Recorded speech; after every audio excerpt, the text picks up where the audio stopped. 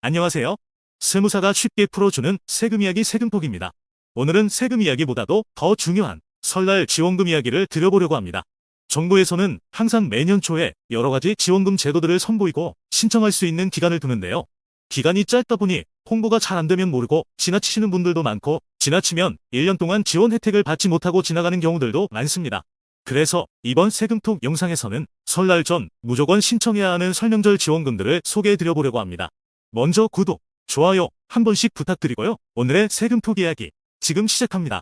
가장 서둘러서 신청해야 할 지원금부터 소개해드리겠습니다. 2024년도 스포츠 강좌 이용권 2차 신청 기간이 열렸습니다. 무려 1달에 최대 10만원씩 지원되는 제도라서 인기가 많은 지원 제도입니다. 이번 연도 12월까지 스포츠 강좌 이용권 가맹시설에서 10만원 내의 스포츠 강좌를 신청할 수 있는 수강료를 지원합니다. 수강할 수 있는 운동들도 많습니다. 태권도부터 수영, 검도, 헬스, 축구, 승마, 농구 정말 많은 종목들을 수강할 수 있습니다. 지난번 1차 때 신청하지 못하셨던 분들은 반드시 이번 기회에 신청하셔야 하는데요. 신청기간 1월 22일부터 2월 1일까지입니다. 참고로 선착순은 아니라고 하고요. 기초생활수급가구 혹은 차상위계층의 만 5세부터 18세 유청소년이면 스포츠 강좌 이용권 홈페이지나 주민센터에서 방문 신청이 가능합니다. 다만 몇 가지 제약사항이 있는데요. 상단에 띄워드리는 지역에서는 현재 1차 때 예산 소진이 된 지역으로 2차 신청에는 포함되지 않았다고 합니다. 헛걸음 하시는 일 없으셨으면 좋겠습니다. 선발 인원에 있어서도 선착순이 아닌 수기로 선정이 진행되는데요. 누적 이용 기간이 신규나 30개월 미만인 인원들에게 12순위를 주고요. 누적 이용 기간이 30개월 이상인 분들께 34순위를 주면서 선정을 진행한다고 합니다. 신청은 무료입니다. 그렇기 때문에 선정 조건에 해당하시는 분들은 믿져야 본전으로 꼭 신청해보시기 바라겠습니다. 곧바로 두 번째 지원금으로 넘어가 보도록 하겠습니다. 좀 전에 말씀드린 스포츠 강좌 이용권이 유청소년 분들을 위한 지원 정책이라면 이번에는 만 60세 이상이라면 받을 수 있는 정책입니다. 바로 안마 바우처인데요.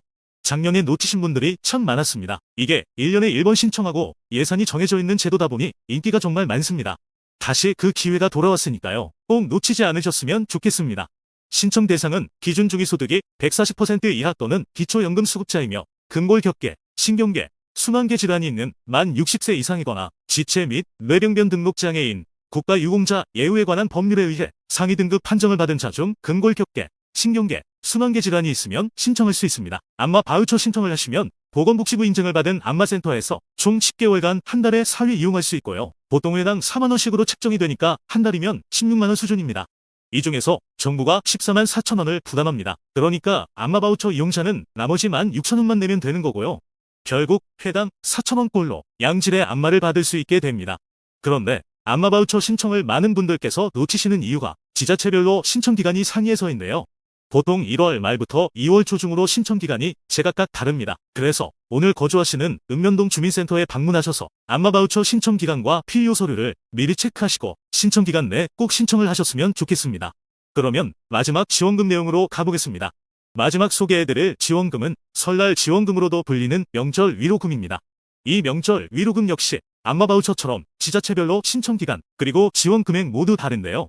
2만원에서부터 심지어는 50만원까지 지급 금액이 천차만별이라고 합니다. 주민센터에서 직접 명절 위로금을 알아보셔도 되지만 요즘 날씨가 정말 춥잖아요.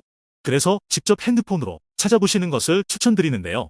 사이트는 정부24 아니면 복지로 같은 사이트 이용하시면 좋습니다. 통합 검색란에 명절 위로금이라고 검색을 하시고 내가 사는 동네에 명절 위로금이 지급되는지 수시로 확인하시는 것이 중요합니다.